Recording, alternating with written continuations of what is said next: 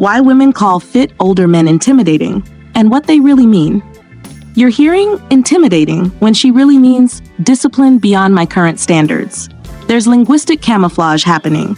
Women weaponize compliments as distance creators when your physique exposes their partner's negotiated decline. Fit men past 40 trigger comparison algorithms she wasn't running consciously. The word choice reveals involuntary respect mixed with social recalibration. What she's actually communicating has nothing to do with fear. 3 psychological patterns decode the real translation. Pattern 2 explains why married women use this term differently than single women. Here's what that word actually means. Number 1, fitness makes them feel secure and dominant. Most men hear intimidating and immediately backpedal. They start apologizing for their discipline, making self-deprecating jokes about their meal prep, wearing oversized clothing to appear less physically present. They're treating their fitness like something that needs excusing, as if maintaining your body is aggressive behavior. The response becomes this performance of false humility. Oh, I just do a little workout here and there?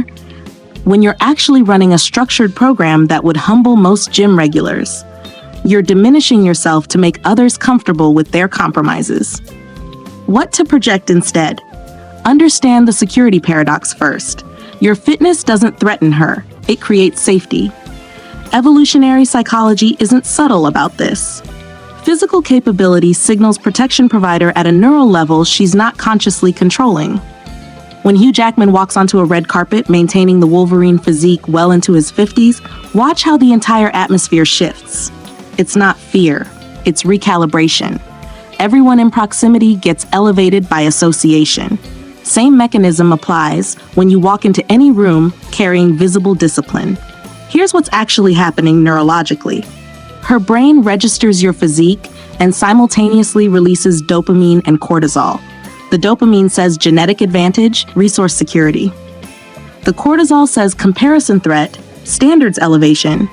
She's calling it intimidating because English doesn't have a better word for you're triggering my entire mate selection algorithm and forcing me to reassess my current situation. That's not comfortable language for casual conversation. The dominance hierarchy isn't what most men think. You're not competing with her. You're elevating her social positioning by proximity. Mark Wahlberg doesn't just maintain his 4 a.m. workout discipline for himself. It establishes his household as high-performing. His family's social proof includes, we're the people who don't negotiate with comfort. That's transferable status. Now here's where married versus single women diverge completely. Married women saying you're intimidating are often processing, my partner stopped doing what you're still doing. Your discipline becomes living evidence of their husband's abandoned standards. Single women saying it are running different math. Can I match this lifestyle intensity, or am I about to be the variable lowering his standards? Both use the same word, completely different meanings. This translates directly into professional dynamics too. Your colleagues aren't intimidated by your bicep circumference. They're responding to the discipline visibility. You're the person who does what you say you'll do, enforces boundaries, maintains standards when inconvenient. The fitness is just the most obvious proof. Boardrooms defer to visible self-governance. Style integration matters here. Your clothing choices either amplify this security signal or neutralize it entirely. Fitted but not tight communicates controlled power. Oversized reads as hiding something. The tailoring should acknowledge the architecture underneath without announcing it like you're headed to a bodybuilding stage. Think understated precision, the navy Henley that follows your frame, the structured jacket that moves with you instead of against you. But here's what makes this problematic for certain women specifically. And point 2 breaks down exactly why your fitness becomes their crisis. Number 2, older, fit men break the gentle aging stereotype. Most men respond to aging expectations by surrendering early. They embrace the comfortable dad archetype like it's inevitable. Elastic waistbands, oversized polo shirts, the verbal shrug of, I'm getting older, what do you expect? Or they swing opposite and start dressing like their son's friends, buying streetwear 3 decades too young for their context, hitting clubs they have no business being in. Both responses acknowledge the stereotype instead of dismantling it. You're either accepting decline or denying your actual position. Neither works. What to embody instead? Recognize that society wrote a script for aging masculinity, and most men are performing it without reading the fine print. The cultural expectation is gentle decline. You soften, slow down, become furniture in rooms where decisions happen. You trade your edge for comfort, your intensity for accessibility. The social contract says, get older, get weaker, get forgettable. Make space for younger men. Accept diminishing relevance. Statistical reality makes this stark. CDC data shows only about 7% of men over 45 maintain regular, vigorous physical activity. You're operating in rarity territory. When Idris Elba went from Luther to action roles in his late 40s, the public response wasn't good for him. It was cognitive dissonance. Wait, that's allowed. Jason Statham's entire career exists in stereotype disruption. Former Olympic diver maintaining elite physicality while peers are managing prescriptions and declining mobility. This creates the stereotype disruption effect everywhere you go. When someone meets you and their mental math breaks, he's how old? You've just become memorable by default. In professional settings, that's called differentiation. You're the exception that disproves rules they were using to write off your demographic. Suddenly, you're not aging, you're aging well, which is its own category with different rules. Here's why gentle aging became the social contract nobody remembers signing. It's convenient. It excuses group mediocrity. If everyone declines together, nobody has to feel bad about their choices. You maintaining standards disrupts that comfortable narrative. Your presence at the gym, your meal choices at lunch, your energy in late meetings, it's all evidence that decline was optional, not inevitable. Now the married woman's dilemma gets specific. When your wife calls you intimidating, decode it as, you're still doing what my friend's husband stopped doing years ago. Your discipline becomes her bragging rights and her burden simultaneously. She gets elevated status among her peers. My husband still. But she also can't use age as excuse for anything anymore. You've removed the easy out. That's genuinely uncomfortable. Peer group dynamics among men run similar patterns. Other guys respond to stereotype breakers with admiration mixed with defensive distancing. They'll compliment your discipline while simultaneously explaining why they couldn't possibly do the same. I don't have your time, your genetics, your trainer, your whatever. They're protecting their position while acknowledging yours. Watch how gym conversations shift when you're consistent versus sporadic. Consistent earns respect, but creates distance. Professional advantages compound here. Leadership perception shifts when you're visibly managing your domain. If you can't handle your own physical decline, the implicit question becomes, why would we trust you with complex organizational decisions? It's subconscious, ruthless, and accurate. Fit leaders get assessed as more competent, more disciplined, more trustworthy. The research supports what everyone feels instinctively. Style implications flip completely. Traditional, age-appropriate dressing assumes you're hiding decline. Those recommendations, boxy cuts, muted tones, comfort over fit, they're surrender documents. You're dressing for the body you're supposed to have, not the one you built. Tailored becomes your baseline. Slim cuts work because there's architecture underneath. The rules change when you're not camouflaging deterioration. But the deeper psychological mechanism driving all of this? That's where point 3 takes you. Number 3, they possess self-assurance that commands respect. Most men confuse confidence with performance. They either downplay everything to seem humble, I just got lucky really, or they broadcast achievements aggressively, name-dropping credentials and accomplishments like they're trying to convince themselves as much as anyone else. Both strategies reveal the same problem: underlying insecurity about whether your position is earned or borrowed. Genuine confidence doesn't announce itself because it doesn't need verification. What to demonstrate instead? Understand the self-assurance equation first. Competence plus consistency equals unshakable presence. Competence is what you can do. Consistency is proving you'll do it regardless of conditions. Together, they create the thing people call confidence but can't quite replicate. Your fitness sits at the intersection. It's visible competence, you built something tangible, and visible consistency, you maintain it without negotiation. Psychology distinguishes earned confidence from manufactured confidence pretty cleanly. Earned confidence comes from repeated evidence that you can handle what comes. Manufactured confidence is affirmations and positive thinking unsupported by actual capability. Women, colleagues, and competitors can smell the difference instantly. Earned confidence has this quiet, settled quality. Manufactured confidence is loud, defensive, requires constant reinforcement. Here's why physical discipline translates to mental authority so directly. Your body is the longest-running project you'll ever manage. Every other achievement has endpoints. Degrees finish, careers peak, deals close. Your physical state requires permanent management. When you're demonstrably successful at the longest game, shorter games look manageable. That's not arrogance. That's reasonable assessment based on evidence. The quiet strength phenomenon shows up in nonverbal communication research consistently. Fit men use less compensatory body language, fewer expansive gestures, less space claiming, more economical movement. They're not trying to appear larger than they are. The physical presence is handled. Everything else can be understated. Think about how Tim Cook carries himself. The 4 a.m. workout discipline isn't discussed constantly, but it underwrites everything else. The routine creates the foundation. The confidence is byproduct. Women assess male confidence through physical markers whether they're conscious of it or not. Posture, movement economy, spatial awareness, reaction speed, these aren't gym metrics, they're social signals. A man moving with controlled power registers differently than a man moving carefully because he's not sure his body will cooperate. One reads as capability, the other reads as caution. She's processing this in real time during every interaction. The respect hierarchy divides clean. Fear-based respect is compliance under threat. Admiration-based respect is deference to demonstrated superiority. When someone calls you intimidating, they're usually signaling admiration-based respect, but using vocabulary that sounds like fear-based. They're not scared of you. They're acknowledging you're operating at levels they're not currently matching. Single women versus married women interpret this differently again.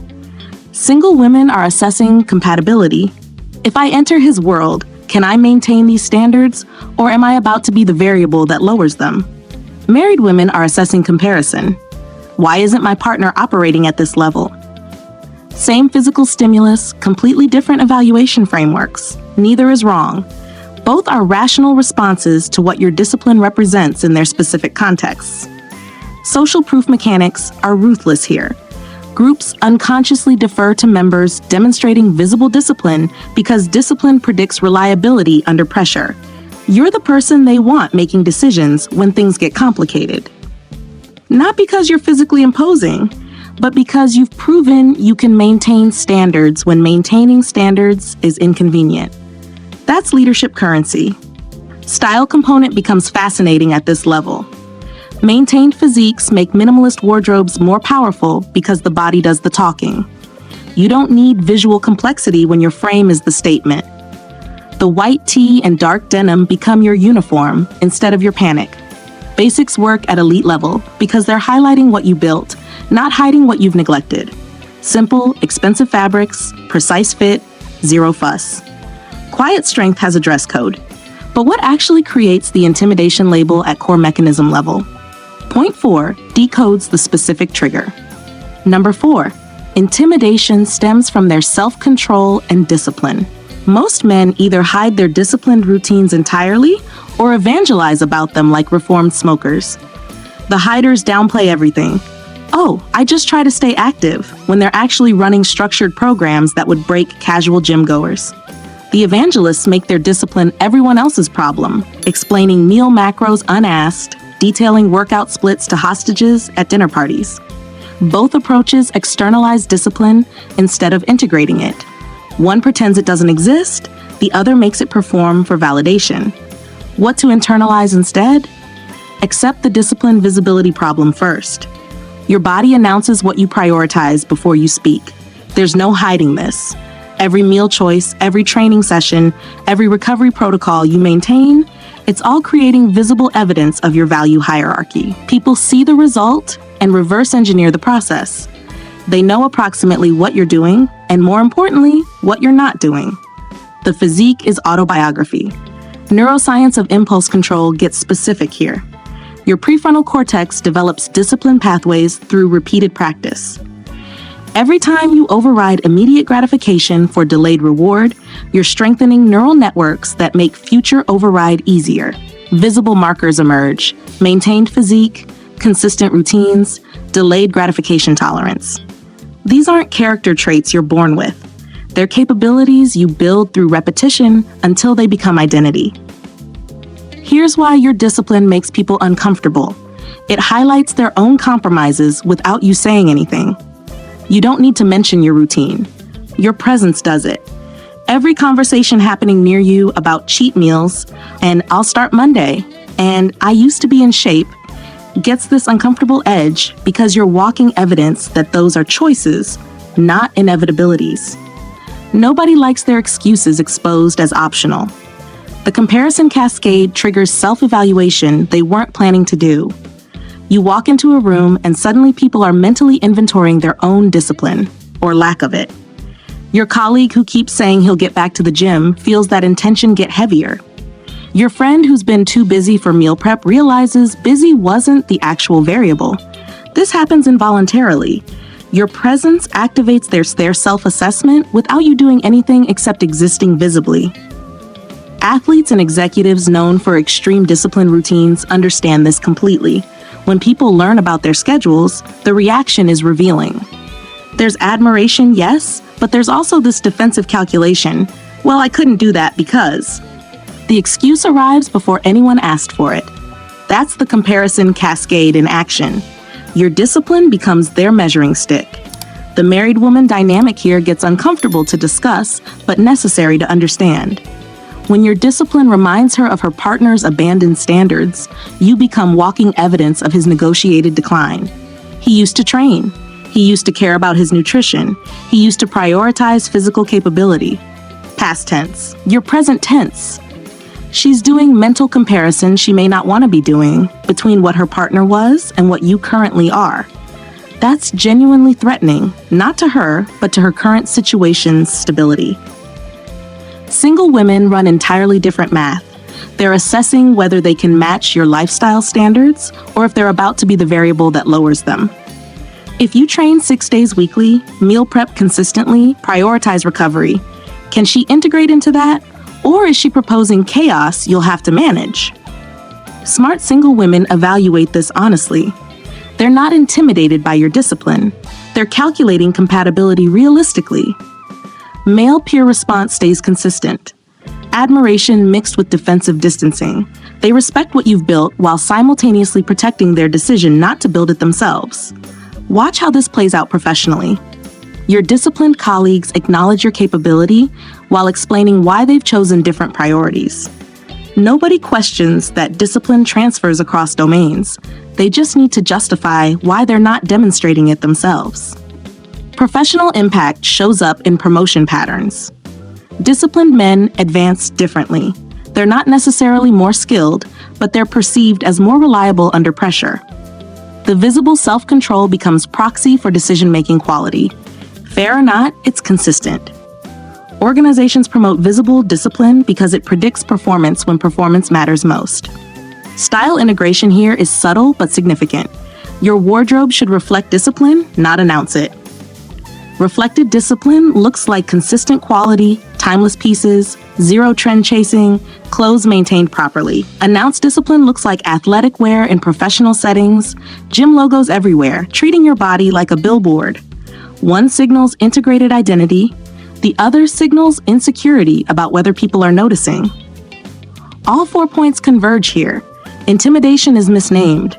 What she's actually experiencing is respect mixed with attraction mixed with self-evaluation trigger. The word intimidating is linguistic shortcut for "you're operating at levels that force me to reconsider my current standards and my current situation." And that's uncomfortable but also compelling. That's not fear. That's recognition of hierarchy shift happening in real time. If you've made it this far and any of this decoded something you've experienced but couldn't articulate, drop the word respect in the comments. Just that one word. It helps us understand you're here, and this resonates. And because you're still here, because you're part of the community that doesn't just click away when the surface level content ends, Here's the bonus point that reframes everything we just covered. Bonus point: leverage your fitness as an invitation for confidence-building conversations. Most men hear intimidating and either ignore it awkwardly, pretend it wasn't said, change subject quickly, or they accept it as compliment without understanding the dynamics underneath. Both responses miss the actual opportunity. You've just been handed a conversation starter that reveals exactly how she's processing your presence. That's valuable information you're leaving on the table. What to do instead? Reframe intimidation as conversation opener, not conversation ender. When someone calls you intimidating, they're actually opening a door to deeper interaction. They're admitting you've created impact worth commenting on. Most men shut that door by deflecting or accepting at face value. Smart men walk through it by engaging the real meaning underneath. The mentorship positioning shifts everything. Move from intimidating to inspiring by making your discipline accessible without diminishing it. You're not downplaying what you've built. You're offering roadmap to anyone genuinely interested. Intimidating? That's interesting. What specifically makes you say that?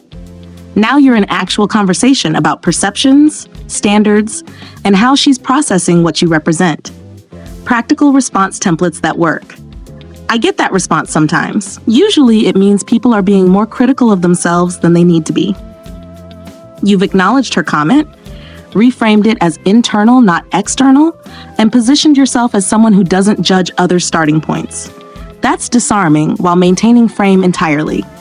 Here's why offering value deepens respect more than offering validation. Validation says you're right. I am intimidating, aren't I? That's ego feeding, not connection building. Value says, here's how this is actually achievable if you're interested. You've shifted from being someone to feel small around to someone to learn from. The respect multiplies because you're not using your discipline as weapon or trophy. You're making it accessible. Professional application runs parallel. In leadership contexts, being called intimidating by team members means similar things. Your standards are exposing my current performance level. How you respond determines whether they rise to meet you or avoid you entirely. Mentorship positioning creates growth. Distant superiority creates resentment and disengagement. Making your discipline accessible without diminishing it requires precise calibration. You're not pretending it's easy. That would be dishonest and actually discouraging. You're being clear about the investment required while also removing the mystique that makes it seem impossible. It's consistent, not complicated, works better than, oh, it's nothing really. One is honest and encouraging. The other is false humility that actually makes it seem unattainable. Look at mentors who built genuine influence through approachability. They maintain their standards while remaining accessible to those climbing toward them. They're not hiding their discipline or apologizing for it. They're demonstrating that excellence has entry points, that standards aren't barriers, they're targets worth pursuing. That builds community instead of isolation. Style consideration here matters more than you think. Wardrobe choices signal approachable excellence through specific decisions. Quality basics worn consistently say, I take this seriously, but I'm not performing for you. Loud luxury or constant athletic wear says, I need you to notice this constantly. One invites connection, the other creates distance. Your clothing should make people comfortable starting conversations, not nervous about being judged. Long-term play is building social capital through strategic vulnerability. You're positioned as high status through visible discipline. Strategic vulnerability, being honest about challenges, sharing what you've learned from failures, admitting what's still difficult, makes that status accessible instead of threatening. You're not lowering your standards. You're revealing the path to them. This works with married and single women through different mechanisms, but towards similar ends. Married women appreciate when excellence doesn't judge their current situation. They want proof that improvement is possible without condemnation of where they are. Single women evaluate whether your standards are inclusive or exclusive. Can someone enter your world and grow into it, or do they have to arrive fully formed? Your approachability answers that question. Recap of the main points. Let's lock in what we covered. Point 1. Fitness makes them feel secure and dominant. Your discipline creates safety and elevates social positioning through proximity. Point 2. Older fit men break the gentle aging stereotype. You're disrupting cultural scripts about inevitable decline that most men surrender to. Point 3. They possess self-assurance that commands respect. Earned confidence from visible discipline transfers across every domain. Point 4. Intimidation stems from their self-control and discipline. Your visible standards trigger comparison cascades that force self-evaluation. Bonus point. Leverage your fitness as invitation for confidence-building conversations. Turn perceived intimidation into mentorship opportunities that deepen respect. You're watching Style Connection, where we build confidence through style and strengthen your connections. This is your channel for practical advice on looking your best and building better relationships. We provide high-value tips that empower you to elevate your style, boost self-assurance, and make meaningful connections that last. If this video decoded something valuable, hit that like button. It supports our growth and helps YouTube show this to more people who need it. Subscribe to Style Connection for daily content exactly like this.